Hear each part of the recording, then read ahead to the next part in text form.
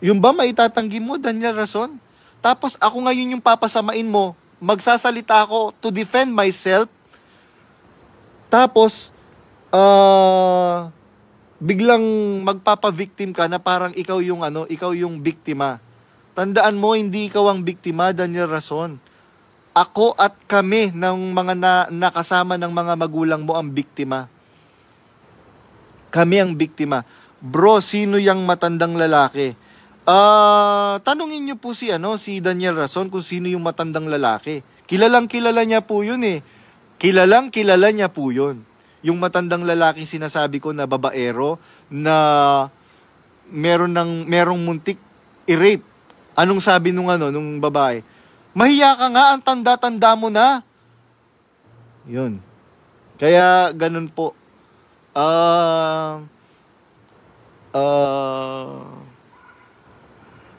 Yun po. Kaya kailangan ko lang pong depensahan yung side ko kasi sinisiraan ako and I have to let the member of MCGI that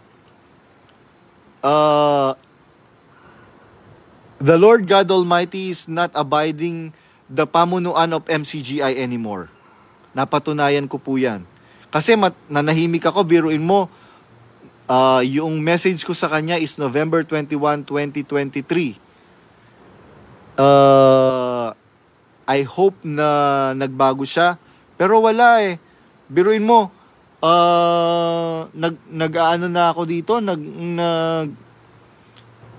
ang saya-saya ko na dito. Nananahimik na ako dito. Tapos, biruin mo, bigla mo akong ipapablock. Hindi mo ba ginagamit yung utak mo o wala ka talagang utak, Daniel Rason? Hindi ba kahiya-hiya ngayon ang dadanasin mo? Tandaan mo, noong nilayasan ng Diyos ang Israel, lagi na silang napapahiya at hanggang ngayon napapahiya sila. Kaya ganyan ang dadanasin mo ngayon, Daniel Rason. Lagi ka nang mapapahiya hanggat pinagmamatigas mo ang iyong puso. Mapapahiya ka ng mapapahiya. Maniwala ka sa akin, mapapahiya ka ng mapapahiya. 'Di ba ang sabi mo sa amin, dapat matuto kaming tumanggap ng pagkakamali namin. Sinampalataya na namin 'yon. Ngayon ibinabalik ko ngayon sa iyo 'yon, Daniel Rason. With all due respect. Ibinabalik ko sa iyo ngayon 'yon. Yung salita mo sa amin. Para mapanuto tayo sa buhay, tanggapin natin na nagkamali tayo. Yun lang naman eh.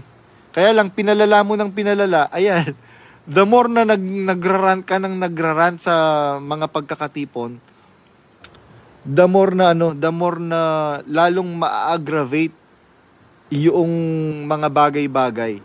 And meron dyan na paepal na parang kagaling-galing. Di ba, ikaw hindi ka naman inappoint na bautisador, pero nagbautismo ka ng nagbautismo. Hindi ba yun? Kasuklam-suklam sa Diyos yun. Tapos, magpaparinig ka dyan. Naku, hindi mo magogoyo yung mga kapatid na nakakakilala sa'yo. Tandaan mo, ikaw na nagpaparinig-parinig, kakalaya mo lang, di ba? Baka baka makulong ka na naman sa ginagawa mo na yan. Tapos, mag-ano-ano ka ng kinokontak ka ng Biba. Itsura mong yan, mukha kang hindi naliligo.